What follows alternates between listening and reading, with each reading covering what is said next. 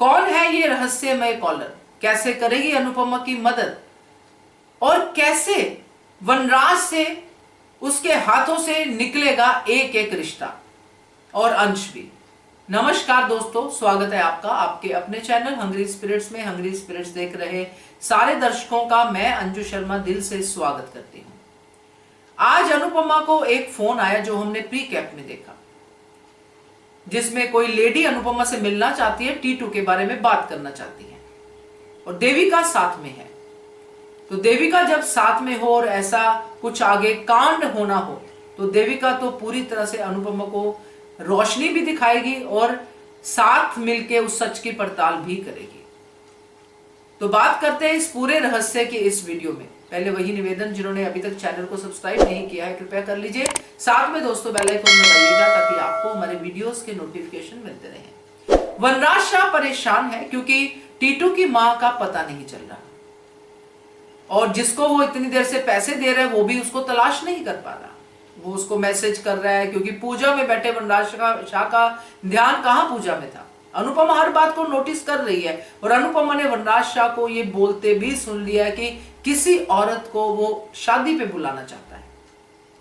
अब ये कड़ी दर कड़ी अगर जोड़े तो सिंपल सी इक्वेशन बनती है कि जो टीटू है, टीटू को वनराज शाह पे शक हो गया है कि इसको कुछ तो पता है और टीटू की डिम्पी से बात ही नहीं हो पा रही है।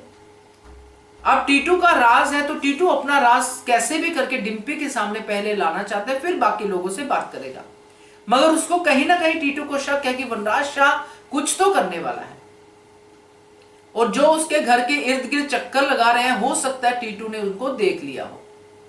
जो भी लड़का उसका पुराना दोस्त जो बता रहे हैं, तो वहां से उसकी मम्मी तो गायब होगी टीटू की, क्योंकि मम्मी ही होगी जहां तक हम सोच पा रहे हैं। तो मम्मी वहां से गायब होगी तो गई कहां पे? डेफिनेटली टीटू के साथ ही होगी। वो टीटू ने किसी सुरक्षित जगह पे उनको रखा होगा और वहां से टीटू से उसको उसकी मम्मी को पता चला होगा कि अनुपमा आ गई है। और अनुपमा क्या है टीटू के लिए? टीटू ने पक्का बातें की होंगी अपनी मम्मी से। अब दोस्तों ये जहां तक मेरा ध्यान जाता है, क्योंकि अब ये जल्दी जल्दी स्टोरी को आगे बढ़ा रहे हैं, क्योंकि अनुपमा के सामने पूरी सच्चाई कब आएगी? तब आएगी जब कोई ऐसा इंसान उसको बताएगा और वो बताएगी टीटू की मम्मी। क्योंकि टीटू ने हो सकता है उनको मना किया हो, मगर अपने बेटे का भला करना कौन मां नहीं चाहेगी। इसलिए वो अनुपमा से मिलेगी और अनुपमा को सच बताएगी, जिसमें टीटू की कोई गलती नहीं होगी। जो भी पास्ट में हुआ है वो अनुपमा के सामने रखेगी। मगर यहां पे क्योंकि देविका अनुपमा के सामने है, इसलिए ये देखना चाहेंगी कि ये वनराज किस हद तक गिरता है। जिस ड्रामे को वनराज सोच रहा है कि ये ड्रामा जो है ये मेरी सबसे बड़ी जीत होगी और अनुपमा की सबसे बड़ी हार होगी, क्योंकि जिस टीटू को वो बार बार समर कह रही है, समर महसूस कर रही है, वो टीटू समर नहीं है, वो तो एक गिरा हुआ इंसान है। ये वनराज शाह का सोचना है और इस गिरे हुए इंसान को मैं सबके सामने एक्सपोज करूंगा और ये पूरा ड्रामा होगा और वनराज शाह को ये पता भी नहीं चलेगा कि ये अनुपमा को पहले से पता है। अनुपमा भी पहले वनराज शाह का पूरा ड्रामा देखेगी और फिर जब अनुपमा बोलेगी और उस औरत की सच्चाई सबके सामने रखेगी और कहेगी कि मैं तो ये सब जानती थी और आपकी हरकतें भी मैंने देख ली थी, और फिर जो वनराज शाह के हाथ से चीजें जाएंगी, डिम्पी क्यों वनराज शाह को फिर अपना पापा कहेगी?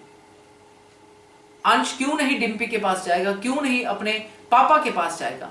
तो जिस अंश को लेके ये सारा शतरंज का बिसात जो बिछाया है वनराज शाह ने, इसी शतरंज पे अनुपमा वनराज शाह को अपनी चालों के साथ देगी मात। फिर देखने वाला चेहरा होगा वनराज शाह का कि इसमें तो मुझे पक्का पता था कि मैं जीतूंगा ही जीतूंगा और अनुपमा हारेगी, इसमें भी मैं हार गया। तो ये देखने में बड़ा मजा आएगा, बड़ा ड्रामा देखने में मजा आएगा। तो क्या कहते हो आप? कमेंट कीजिएगा। देखते रहिए channel hungry spirits. Thank you so much. Subscribe to our channel by clicking the subscribe button. Click the bell button and enjoy the latest uploads from our channel.